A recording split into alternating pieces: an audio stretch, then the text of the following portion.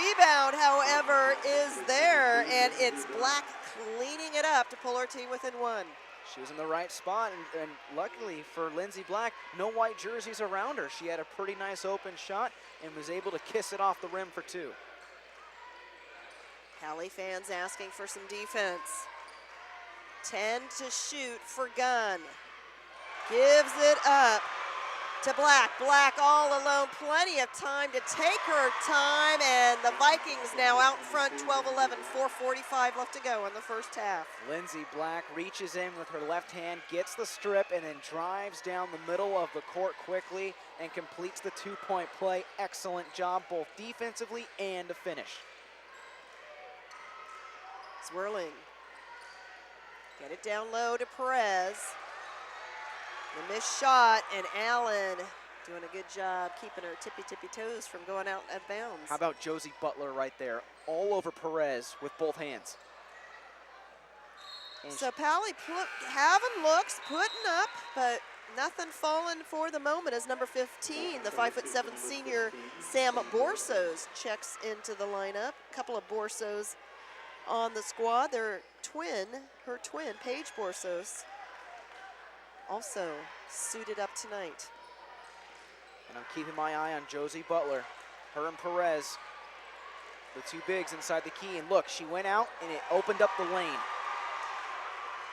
Allen losing control, and that's a backcourt violation. Yeah, easy call right there. The official saw it and was right on top of it as soon as the ball crossed over the midline.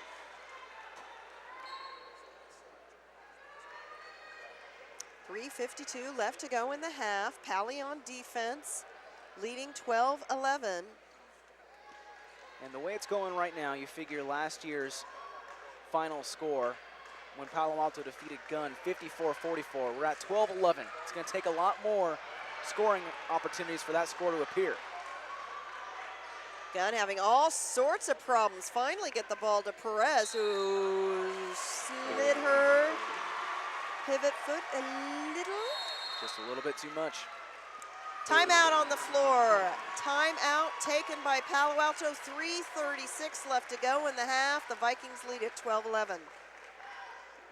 Want to have your game broadcast live on the internet and be able to watch it again and again on demand while making money for your sports program? Want to give your students the opportunity to create their own broadcasts for your school's athletic events? Then contact us at info@kbcsports.com. We offer season packages for schools, a full curriculum for your students, and an opportunity to raise up to $10,000 for your sports program. Again, that's info@kbcsports.com or call us at 619-677-3246.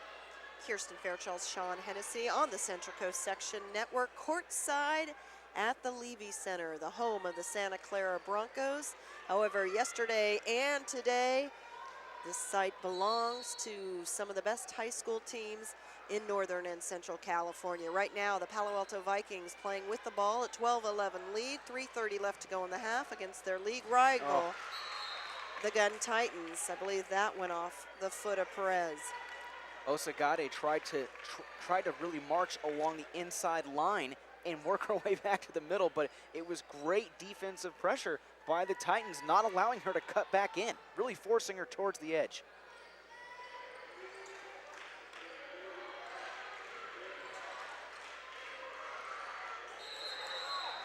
And that is going to be a walk. Gunn cheering section likes it, likes the call. And Lindsey Black, if she would have managed to get that ball off, that would have impressed me enough, trying to split 3 white jerseys right there, working her way in, but she did get called for the traveling. Almost a steal. Majin Calda in a volleyball roll.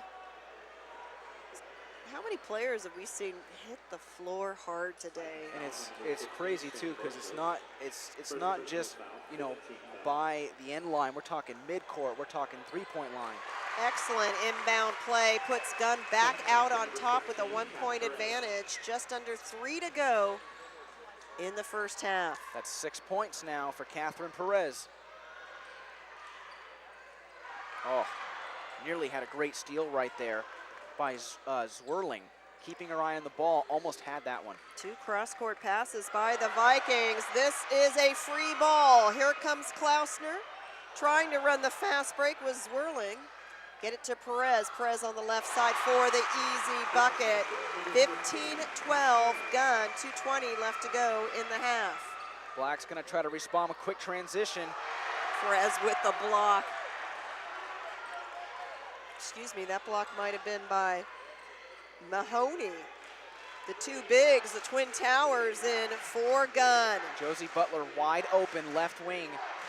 And you see Black shift her over towards the 3 line. 6 to shoot, 5 to shoot. Into the hands of Perez. So Pally has gone cold, just 4 points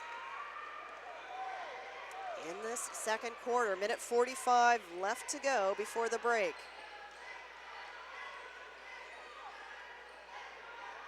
Nice drive.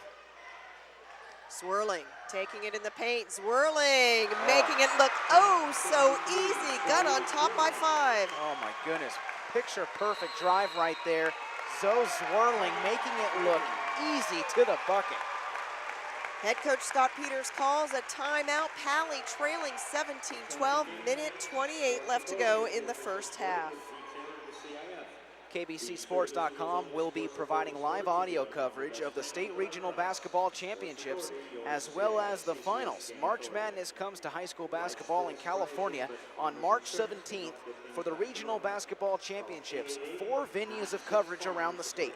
Then the following weekend, March 23rd and 24th, it's the California State Basketball Championships. You can catch it all on KBCSports.com, your home for high school sports. Alongside Sean Hennessy, I'm Kirsten Fairchild. So glad to have you with us. Thanks for tuning in to the Central Coast Section Network. One final game after this one, the nightcap between Bellarmine and Piedmont Hills for the D1 boys title.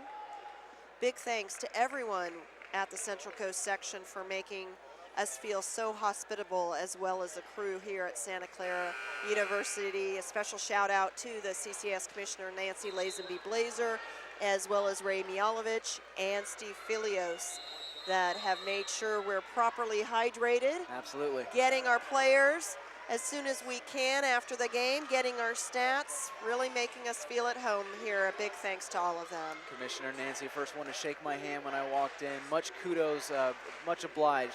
This venue, this setting, picture perfect for the CCS Championships. First class all the way, staff, people, and facility. Minute 12 left to go in the half. Palo Alto trailing 17-12, long distance 2. The Rainbow has a pot of gold. That was Butler, Josie Butler. I love the matchup. She had no one around her from about 12 feet out, decides to take the nice jumper, had a good arc on that one, drills it for 2. Klausner, back iron. Position by Mahoney, and Mahoney will get herself to the line. 40 seconds remaining in the half. Gunn looking to extend its 17-14 lead. Allen. Yeah, Stephanie Allen a little bit frustrated right there. You saw it too when she reached in. She was the first one to walk away as soon as the foul was blown. Missed free throw. That was the 6th team foul on Palo Alto as Black returns.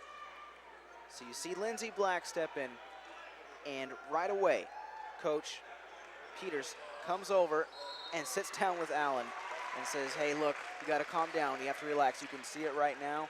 A little bit frustrated. Last touch on Pally after the 0-2 effort from the charity stripe.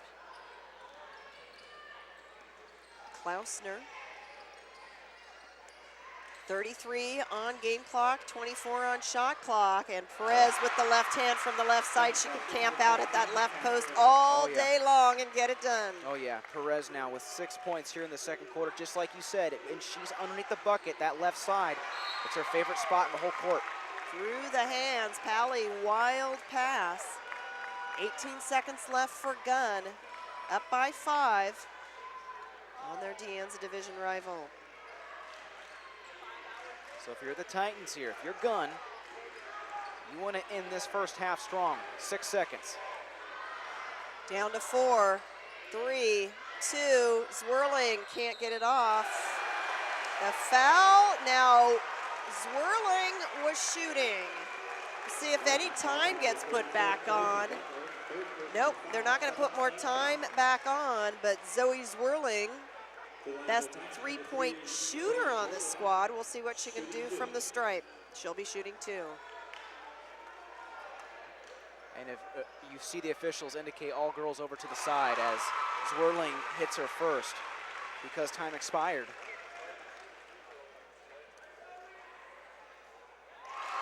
Great effort by Zwirling to make it a 7-point gap. Remember, there was a tie after the first. Gunn responds, outscoring Palo 13-6 in that second quarter, a 21-14 lead. Sean, what did you like about what Gunn did in the second quarter? Well, when you take a look at Gunn, it's got to go back to Catherine Perez, one of the big players. She had 6 strong points in that second quarter. She had 4 in the first. She leads the team with 10 overall points. And the other big matchup, when you look at with Gunn, Emily Redfield, number 33, going up against her big opponent, 34, Josie Butler. Those are the matchups that I'm really looking forward to, because right now when Catherine Perez, she's underneath the bucket, guess who's there? It's Josie Butler to meet her. That's going to be the most interesting and entertaining matchup to watch here during this second half. Central Coast Section Network will return with coverage of the CCS Girls D1 title game, a rematch of last year. Gunn had to settle for finalist status last year. Can they come away with a first ever title in girls basketball in the history of the school? Find out. We'll be back with second half action in just a moment. Well, I tell you what, Catherine Perez was the leading scorer for both teams. 10 points she was able to put up. She had 4 big rebounds, so she was the #1 player that really stood out if you take a look at the statistics. On the flip side, Lindsay Black with 4 points, and then how about Stephanie Allen for Palo Alto? She had 5 as well, but the big number for Palo Alto, 10 turnovers, and that's why they trail by 7. What a move and dish by Perez as Gunn started things off in the second half, but come up empty. Usagade bringing it down. Wow. And a big 3 from Annie Susko, the 5'8" junior. Annie Susko, she had 2 points in the first. How about the look on the wing? The faith to take the shot right there. 5 points now for Susko. Usagade with the steal, 1 to beat. Lays in, falls it down, misses. And that deflected out of bounds. It's going to be Pally ball. She had that ball knocked away at the last second. That was Redfield who put her hand in there and batted the ball down. But how about Palo Alto? Kirsten coming out from the gates, just storming. That plan looks so drawn up. Yeah. And another 3 on the way. Hey, if the Vikings are going to start hitting threes, they're going to close that gap in a hurry. Exactly what they've done. A minute gone. It's only a 1-point advantage for Gunn with the ball. Lindsay Black from the top of the key behind the 3-point line, and she drills it. She now has 7 points. Credit the defense, forcing Klausner to lose her composure. She's going to need to look for help. How about that? A 7-point differential going into half. And Palo Alto coming out of the gates, they've now closed it to 1. Baseball throw. Hey, this is the only place they haven't hit a 3 from. Instead, Allen going baseline, and she heads to the line. Boy, did the Pally Rootin' section get here at the break, or were they kept quiet in the first half? There was nothing to root about. They were occupied. I see a lot of the delicious nachos and different food items coming from the cafeteria, but they are alive right now. Going back to that last play, Catherine Perez, she couldn't believe the foul was called on her. She had her hand right on top of the ball. We're all tied up at 21. The junior Stephanie Allen, a chance to put the Vikings on top, misses. But they're able Another to get the 3, way off, but no, the putback. How awful for Butler, and that should be a walk. You hit it. You hit the nail on the head right there. Great effort by Stephanie Allen trying to get up and do something with it, but she moved her feet.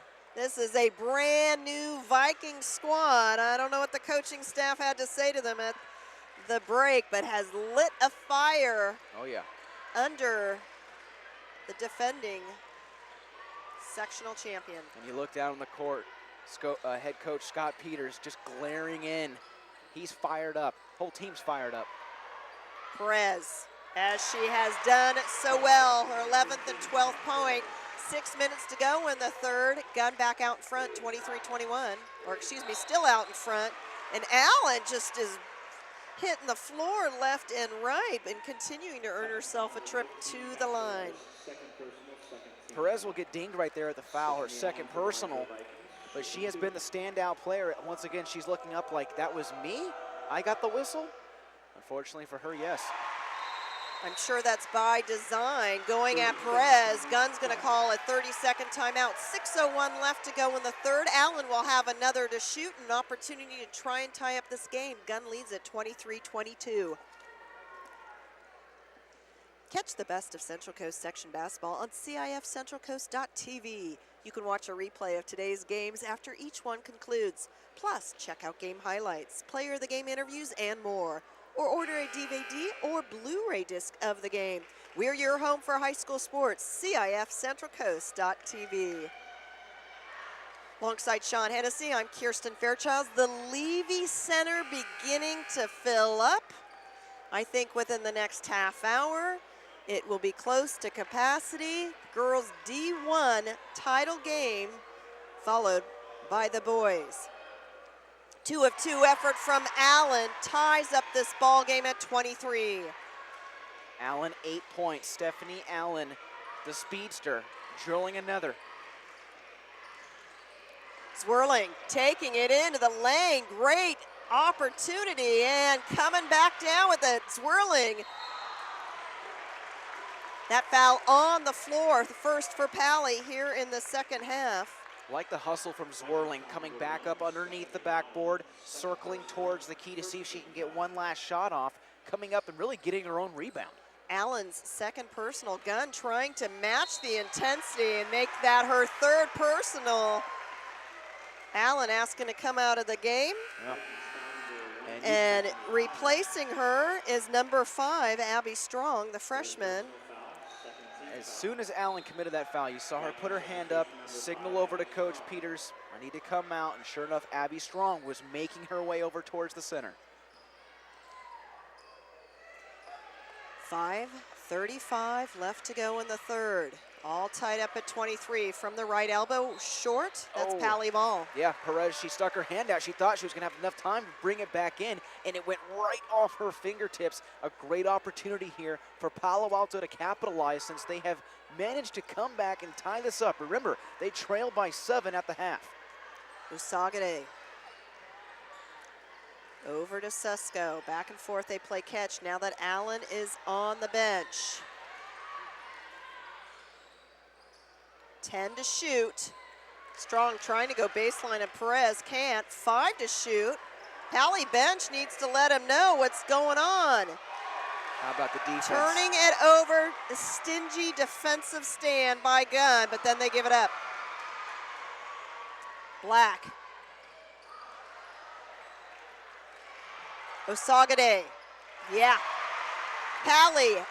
25-23, 4:45 left to go in the third. The fans are loving it. It took a while. There was a lot going on right there. It was a lot of defense, a lot of strip balls, a lot of chasing after the ball when it was low on the ground. And right there, Usagade came up clutch and managed to pick up her 3rd point in the ball game.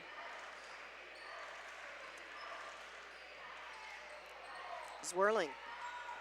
Good Swirling with the left hand. Swirling taking over the point guard duties, tying this game up at 25, 4:15 left to go in the third. I tell you what, Zoe Zwirling has made some incredible moves, some incredible drives to the lane. That right there, oh my goodness, the speed that she takes into the approach, hard to stop. Number 10, Charlotte Alapate, the 5'8" sophomore, returns to the lineup. And Mahoney back in as well. You know, Pally's doing a great job driving the lane for the layup, but then they're too strong with their effort. Like to see a little more touch, and the Vikings